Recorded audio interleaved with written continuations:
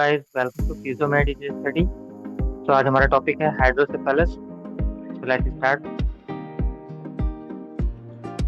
Hydrocephalus एक ऐसी condition होती है जिसमें सीएसएफ जो है वो बहुत ज़्यादा एक्टिव, मतलब वेंट्रिकल्स में बहुत ज़्यादा एक्यूमुलेट हो जाता है, जिसकी वजह से इम्पेयर्ड एब्जॉर्प्शन और एक्सेसिव सेक्रेशन की वजह से ये होता है।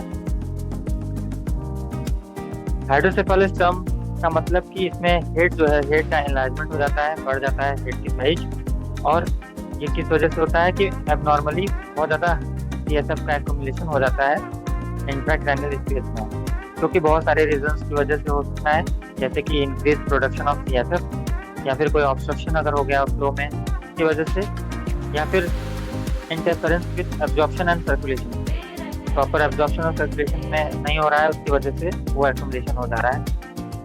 ये है हमारा पाथवे कि किस तरीके से सीएसएफ जो है वो फ्लो करता है। तो पहले तो लेटरल वेंट्रिकल्स होते हैं, उसके कोरॉइड प्लेक्सस में ये बनता है। उसके बाद फोरामेन ऑफ मोनरो से होते हुए ये थर्ड वेंट्रिकल में चला जाएगा।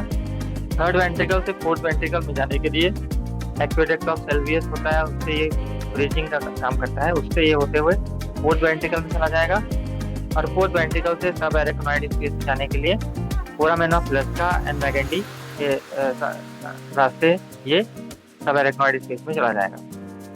क्लासिफिकेशन ऑफ हाइड्रोसेफेलस तो दो तरीके का होता है, ऑब्स्ट्रक्टिव और नॉन ऑब्स्ट्रक्टिव। ऑब्स्ट्रक्टिव यानी कि कोई ऑब्स्ट्रक्शन हो गया वेंट्रिकुलर सिस्टम में जिसकी वजह से बहुत ज़्यादा एक्यूमुलेशन हो जा रहा है, तो उसको हम ऑब्स्ट्रक्टिव हाइड्रोसेफेलस बोलेंगे। और नॉन ऑब्स्ट्रक्टिव हाइड्रोसेफेलस क्या है कि इसमें वेंट्रिकुलर सिस्टम जो है उसमें ऑब्स्ट्रक्शन तो हुआ, लेकिन उसकी वजह से सब एरेक्नोइड स्पेस और वेंट्रिकुलर सिस्टम में ऑब्स्ट्रक्शन हो गया, जिसकी वजह से प्रॉपर फ्लो नहीं हो पा रहा है सीएसएफ का, उसकी वजह से एक्यूमुलेशन हो गया, तो उसको हम नॉन ऑब्स्ट्रक्टिव हाइड्रोसेफेलस बोलेंगे।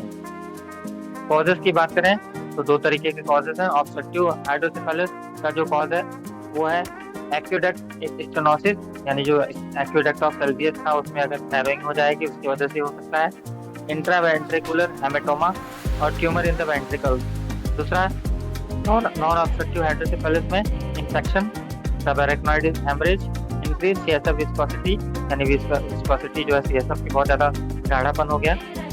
और चौथा है एक्सेसिव सीएसएफ प्रोडक्शन। ये हमारा कॉज हो सकता है। क्लिनिकल फीचर्स की अगर बात करें तो irritability, impaired consciousness, vomiting, poor appetite, mental retardation, delay motor milestone, increase intracranial pressure, headache और नेक स्टिफनेस। ये क्लिनिकल फीचर्स हैं। इन्वेस्टिगेशन के लिए स्कल का एक्सरे कराएंगे, CT scan, MRI, intracranial pressure monitoring और लंबर पंक्चर। मेडिकल मैनेजमेंट के लिए तो हमारा मेन एम जो है वो ये है कि जो इंट्राक्रैनियल प्रेशर है उसे रिड्यूस कर दिया जाए। कौन कौन से ड्रग्स यूज करते हैं उसको रिड्यूस करने के लिए, तो फुरासेनामाइड और एसिटाजोलामाइड ये हमारे ड्रग्स हैं जो कि आईसीपी के को रिड्यूस करते हैं।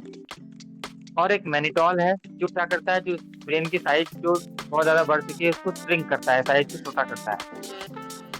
फिजियोथेरेपी मैनेजमेंट तुम्हारा गोल क्या है कि प्रॉपर मोटर जो फंक्शंस है वो हो सके इन्फेंट्स में, साथ में कॉन्ट्रैक्चर प्रिवेंट हो सके, मस्कुलोस्केलेटल डिफॉर्मिटीज करेक्ट हो सकें, बेस्ट मोबिलिटी अचीव कर सके बच्चा, और अच्छे से मोबिलिटी प्रोग्राम जो है वो फैसिलिटेट हो ताकि अच्छे से एम्बुलेशन कर सके, व्हील चेयर का यूज अच्छे से कर सके, साथ में ऑर्थोटिक्स का प्रॉपर तरीके से यूज कर सके, और मोटर डेवलपमेंट जो भी है उसे फैसिलिटेट कर सकें।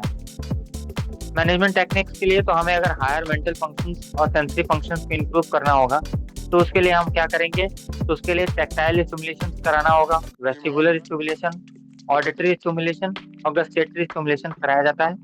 दूसरा, to improve range of motion and motor function, तो उसके लिए passive range of motion exercises कराई जाती हैं, प्रॉपर पोजिशनिंग पेशेंट्स का, ताकि कोई भी कॉन्ट्रैक्चर और डिफॉर्मिटीज ना हो।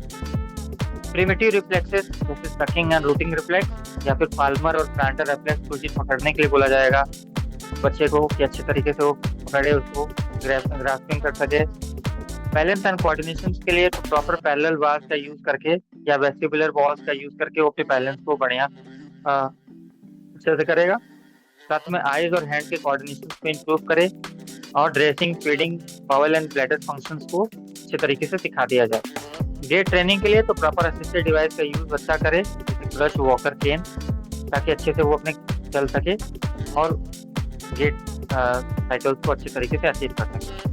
Thank you so much guys for watching this video.